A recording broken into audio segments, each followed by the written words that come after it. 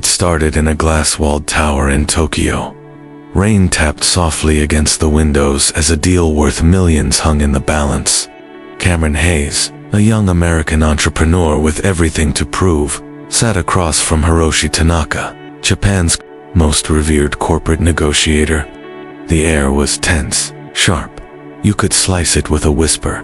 Most would crumble in that pressure, but Cameron sat perfectly still. No twitch, no tremble, just a calm presence that unnerved everyone in the room. Why? Because power isn't always the loudest voice or the most aggressive stance. Sometimes, it's the person who doesn't flinch, the one who doesn't need to raise their voice to dominate the space. Cameron wasn't the smartest man in that room. He wasn't the richest, but he had something most never master: control over his inner weather. This kind of control doesn't come naturally. It's forged, built in silence, shaped by fire. It's the quiet superpower that separates those who are moved by the world from those who move through it with purpose. And make no mistake, most people are reactors, slaves to their feelings. A sharp word makes them defensive. A delay in response makes them spiral. But not Cameron, because he'd learned one secret. If someone can control your emotions, they control you. He had trained for this. Not with books, not with motivational quotes, but with discipline. Emotional stillness isn't suppression. It's mastery. It's not about pretending nothing hurts. It's about choosing not to be driven by the hurt. Cameron knew that anger might feel powerful in the moment, but it gives away the game. It shows your opponent exactly where to press next time. It reveals your pressure points. And in that room, revealing nothing was his greatest weapon. Most people think power means control over others, but real power is control over yourself. And that kind of power, it's rare, it's respected, and it makes you unshakable. Imagine this: someone insults you in public. Everyone waits for your reaction.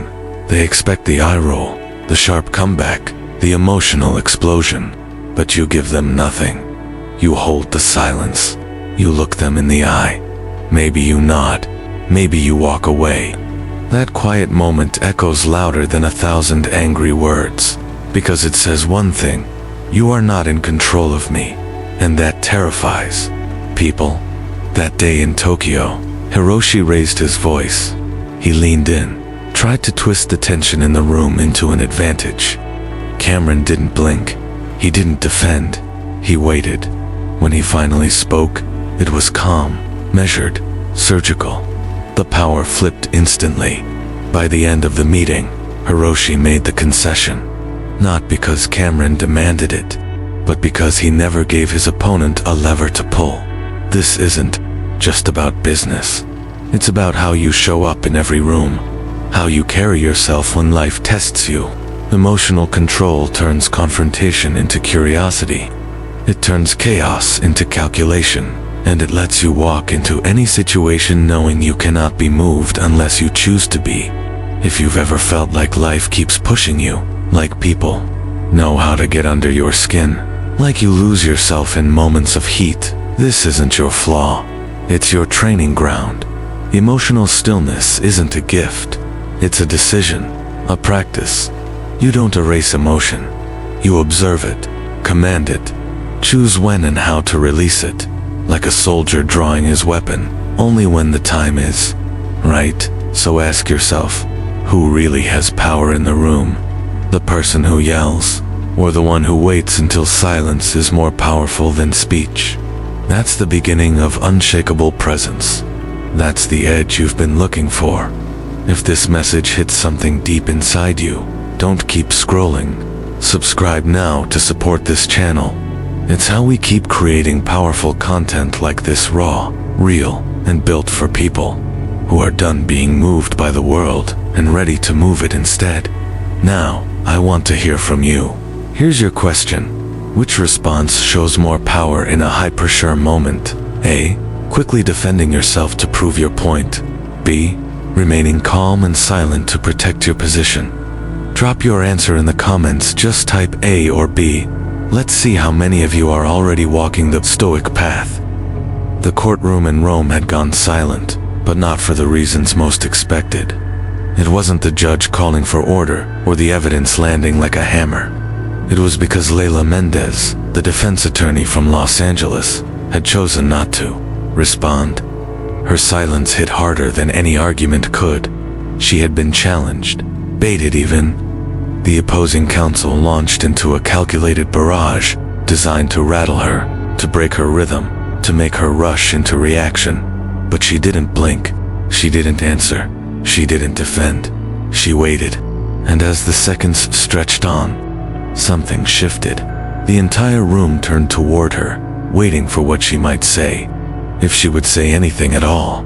That moment was not about words. It was about presence.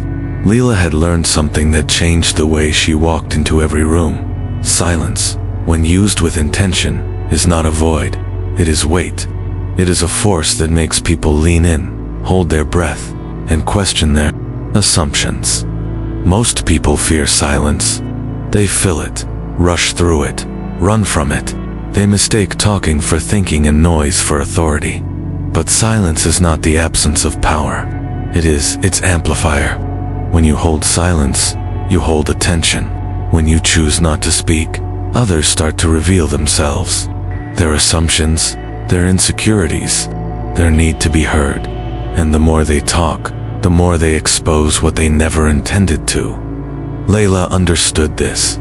She had practiced, while others rehearsed clever lines. She practiced stillness. In meetings, she waited just long enough before speaking to shift the dynamic.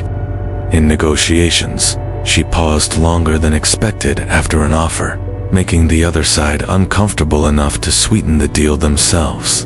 In her personal life, silence became a shield, a boundary, a power play that required no explanation. What makes silence so potent is how rare it is. In a culture that thrives on commentary, constant updates, and non-stop responses, choosing not to speak is radical. It signals that your validation doesn't come from being heard by others. It comes from within. There is a discipline to silence. It's not passivity, it's precision. It means listening not to reply, but to understand. It means resisting the urge to fill every gap with your opinion or emotion. It means knowing that not every question deserves an answer, and not every accusation requires a defense. In one of her most defining cases, Leila used silence to dismantle an entire strategy. Her opponent had built his case around provoking her into emotional reactions, banking on the fact that she would defend every point, argue every claim. But she didn't. She allowed the accusations to sit unchallenged in the air, confident that the weight of their emptiness would collapse under their own lack of substance. And they did. When she finally spoke, she chose one sentence, clear, controlled, devastating. It cut through everything that had come before, not because it was loud or complex, but because it was earned. The silence before it had built pressure, and that pressure made her words land like truth, not opinion. Silence also grants you space to think. To pause is to give yourself the gift of distance, to feel your emotions rise, and then choose not to be ruled by them, to examine the moment and decide how to meet it on your terms. This isn't detachment, it's design. You're not avoiding life, you're sculpting your place within it. In everyday life, this power is available to anyone. When someone insults you, stay silent. When you're asked a question meant to trap you, pause. When a conversation is filled with noise, resist the urge to join it. People will notice. They may not say it, but they will feel it. Because deep down, everyone recognizes composure. Everyone respects stillness. Leila didn't win her case with volume. She won it by owning the room through the spaces others tried to ignore. Her silence wasn't an absence, it was a signal. And that signal said everything about who she was, what she valued, and what kind of power she carried. Silence, used wisely, doesn't make you smaller, it makes you undeniable. In a world where everyone is trying to be seen, the one who waits is the one who commands the stage. Speak less, observe more, And when you do speak, make every word carry the weight of everything you chose not to say. That is how you let quiet dominate. In the heart of Amsterdam, among cobbled streets and hushed art galleries, Jasper Dekker created in silence. His studio was filled with massive, abstract works that critics debated endlessly. Was he a genius or a recluse? Did his work symbolize rebellion or surrender? Jasper never answered. He let the world wonder, and in that wonder, he held his greatest power. Jasper had discovered something that most people overlook in their rush to be understood. He realized that being readable made you manageable, that when people could figure you out, they could control you, corner you, box you in. But when you remain a mystery, when you reveal only what you choose, you move through the world with freedom. And freedom is the birthplace of influence. He wasn't born that way. As a young artist, Jasper once tried to explain every brushstroke. He wanted people to understand the meaning behind his work, the story, the purpose. But the more he revealed, the less impact he had. His art became digestible, predictable.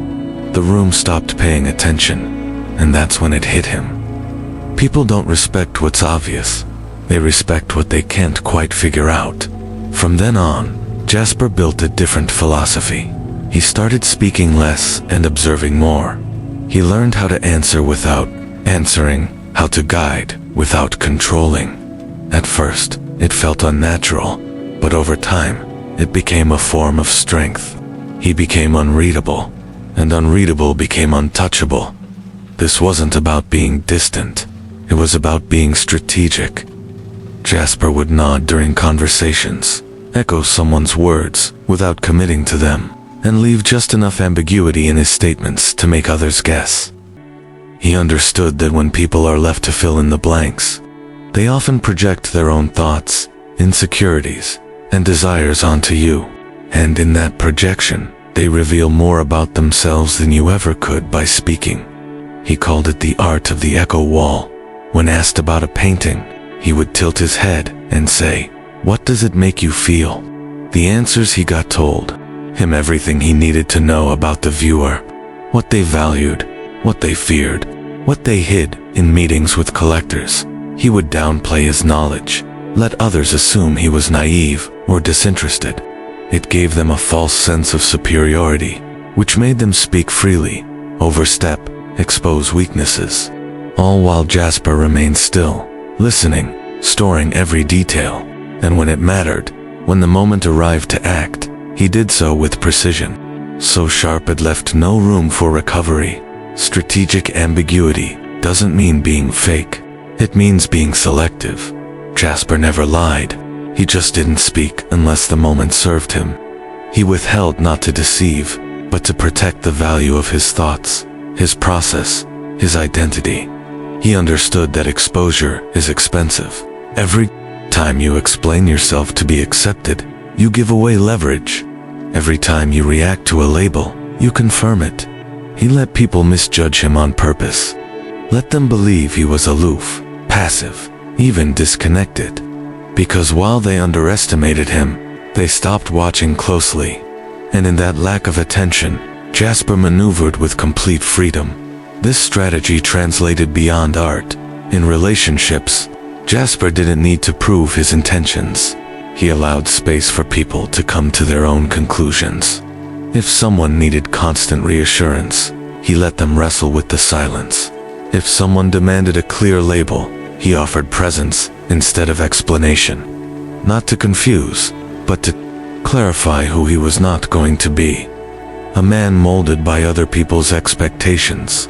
There was power in that, in letting people believe what they needed to believe, while you quietly built your own path. Jasper didn't need to correct every wrong impression. He knew the truth didn't need to be defended to be real. His life became quieter, but more potent. He was invited into rooms not because he demanded attention, but because his stillness made others feel seen. People valued his perspective not because he shared often, but because he shared with purpose. And when people feel they're not owed your thoughts, they treasure them more. Being unreadable isn't about manipulation. It's about protecting your inner world, about ensuring that the narrative around you doesn't define you. Because when the world can't label you, it can't limit you. And that, Jasper knew, was the only way to stay truly untouchable.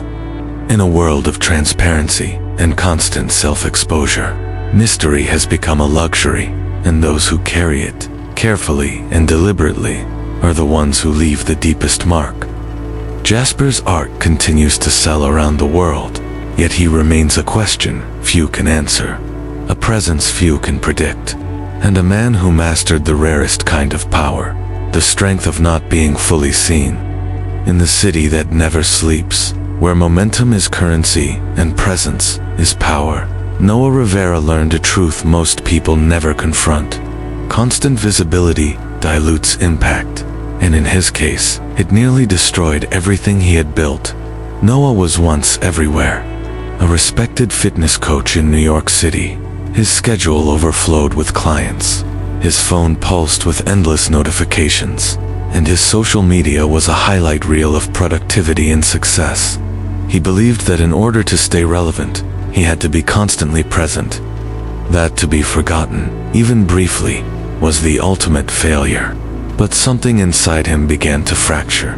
Despite his growing popularity, he felt increasingly invisible, like the more people saw him, the less they truly noticed him. It hit hardest during a late-night session with a longtime client. She had complimented a post he didn't even remember uploading, praised words he hadn't really meant. In that moment, Noah realized he was no longer living his life, he was performing it. The brand had overtaken the man, and so, without warning or fanfare, he disappeared. No announcements, no farewell posts. He vanished from the spaces that had consumed him. For 3 weeks, Noah turned inward. No sessions, no stories, no updates, just silence. At first, people panicked. Clients messaged with concern. Followers speculated, but then something strange happened. The absence created weight. His name began to surface in conversations more than when he was posting daily. People didn't move on, they wondered, and that wondering created value. Noah returned on a quiet Monday morning. No filters, no performance, just a message. I'm back when it matters.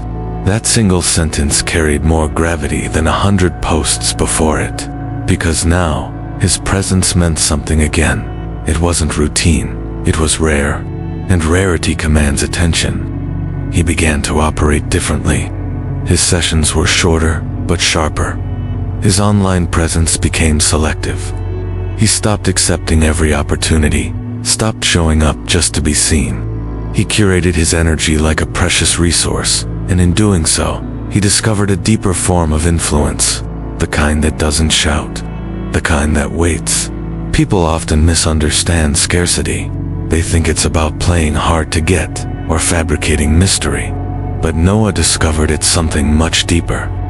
Scarcity, when used with intention, teaches others how to treat your time, your energy, your attention. It tells the world, I am not here for constant consumption. I am not a product. I am a person with purpose. He developed a rhythm. 3 days a week, he was fully present, creating, connecting. The rest of the time, he vanished again. Not out of arrogance, but out of alignment. Because he had finally understood that his impact didn't come from how often he appeared.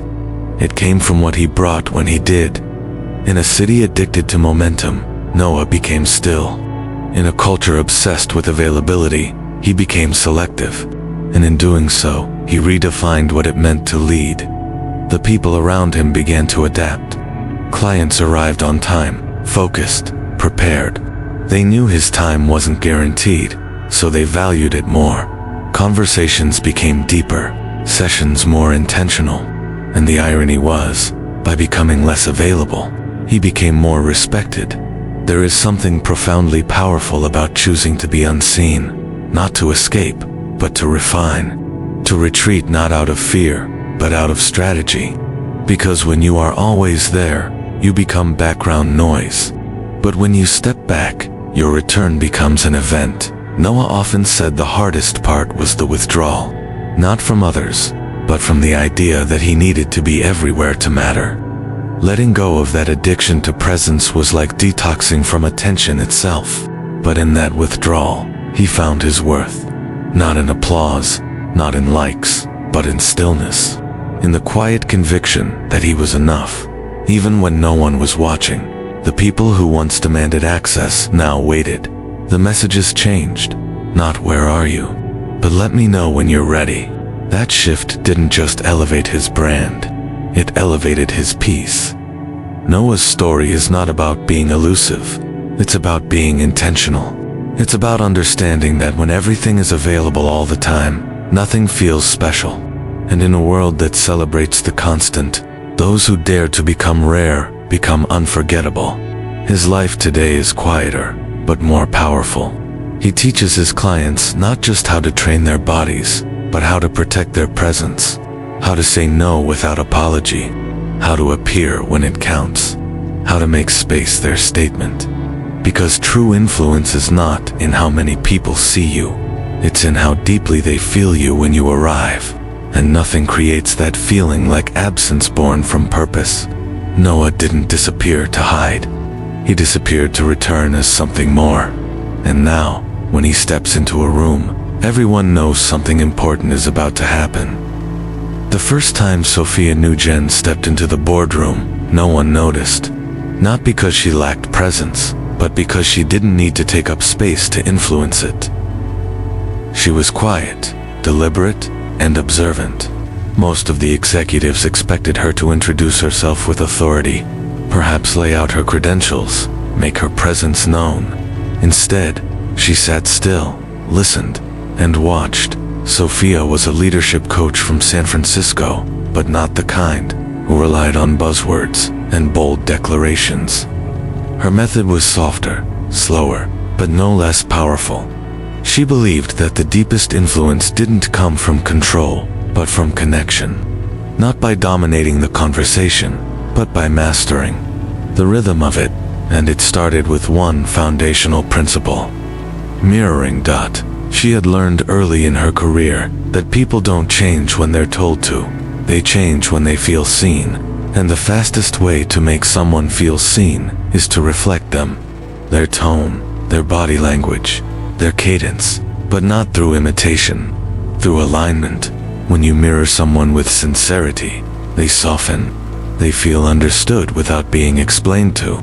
And from that place of emotional safety, trust begins to form. That day in the boardroom, Sophia didn't rush to lead. She studied, she noticed. The CEO's clipped speech, the CFO's darting eyes, the way the marketing head leaned forward every time someone spoke. These weren't just habits, they were signals. And Sophia had trained herself to read them. When she finally spoke, she asked a simple question. What do you believe this company stands for that no one else sees? It wasn't a command. It wasn't even a challenge. It was an invitation, and it shifted the energy in the room. People leaned in, walls lowered. The question wasn't about business anymore. It was about identity. That was Sophia's gift. She knew how to guide without grabbing, how to lead people into their own clarity without pushing them there. Her voice was never the loudest, but it always seemed to steer the conversation. Not because she imposed her will, but because she knew when to step forward and when to hold back. She created space, and in that space, others found their own insight. Mirroring for her was a form of service. She wasn't trying to manipulate anyone. She was trying to understand, because once people feel understood, they become open to change. And when they're open, you don't need to force direction. You can simply suggest it, and they'll walk with you willingly. Sophia would often say that real leadership is invisible. The best leaders are not the ones in the spotlight, but the ones whose influence is felt long after they've left the room. She lived by that idea. In her coaching sessions, she didn't offer solutions immediately. She asked questions that reflected back the client's own voice.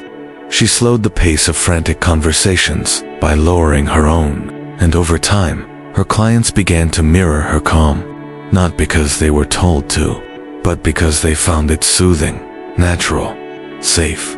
In one particularly tense negotiation, a CEO she was coaching began the meeting with aggression. He spoke over others, demanded quick decisions, and projected dominance.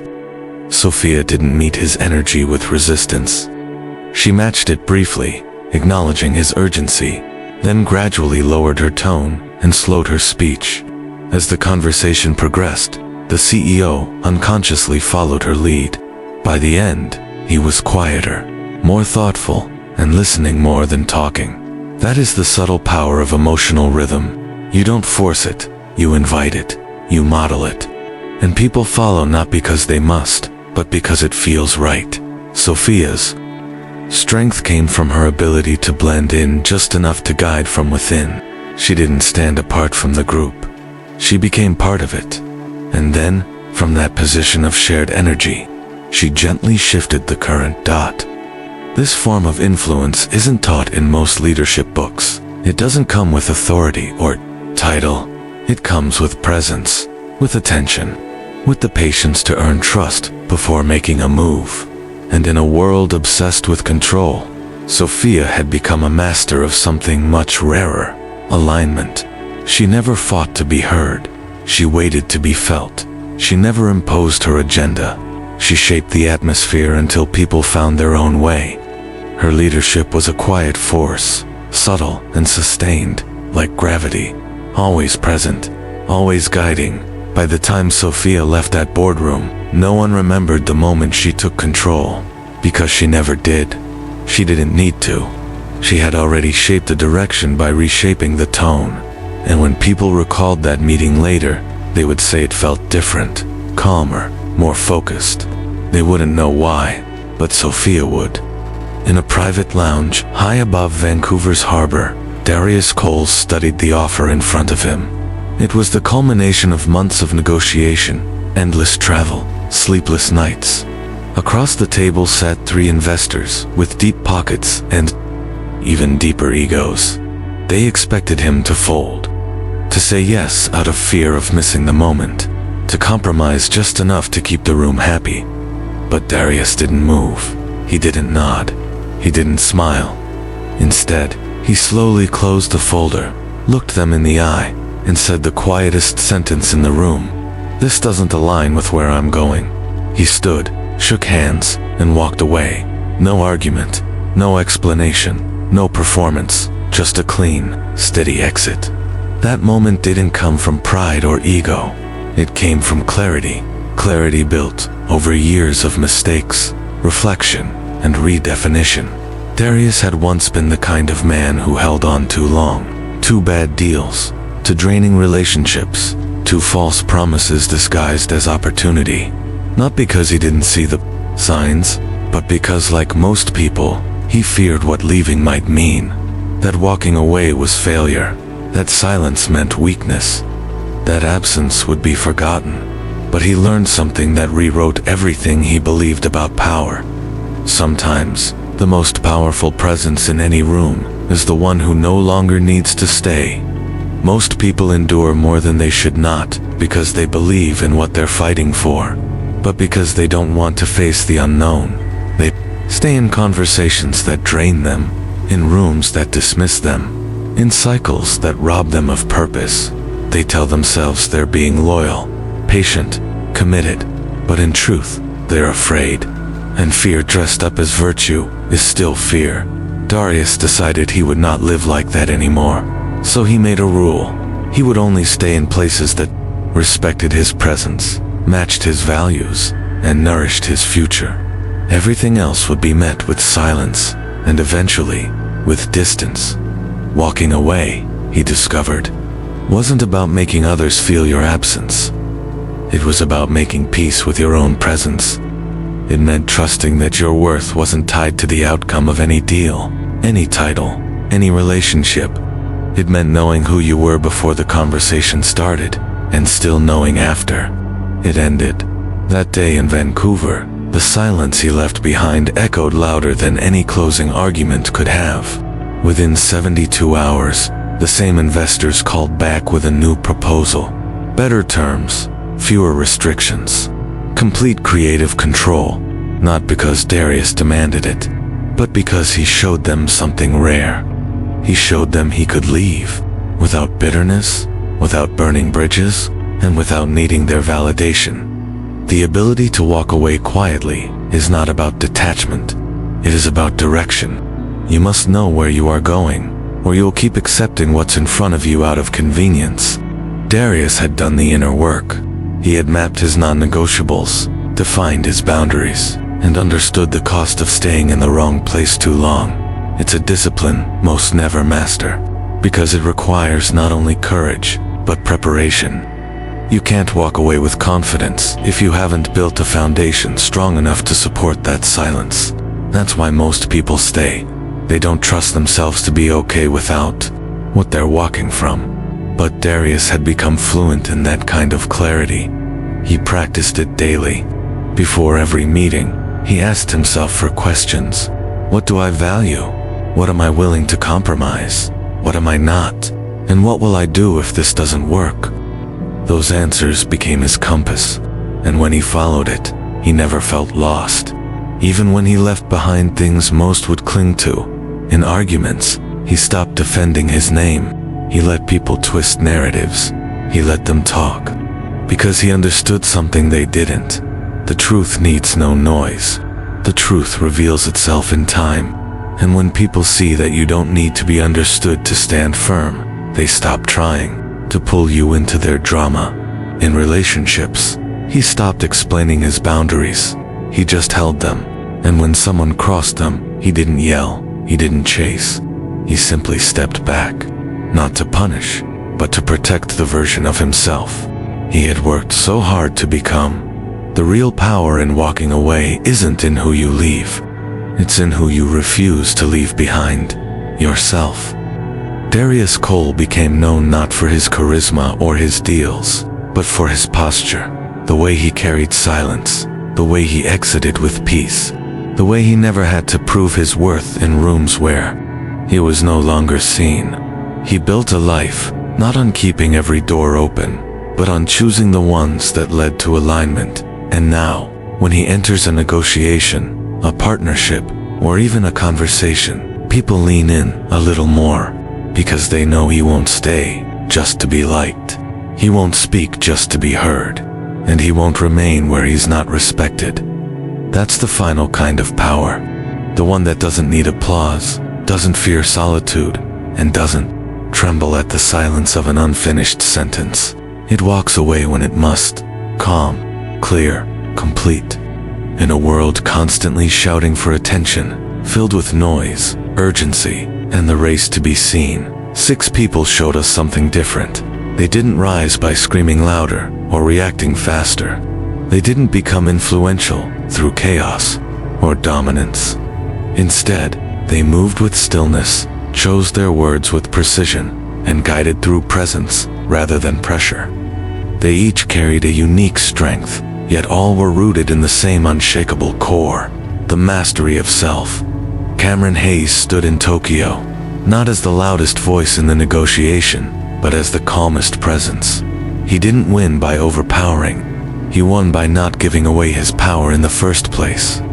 He taught us that emotional stillness is not the absence of feeling, but the refusal to let emotion decide who we become in a moment of pressure.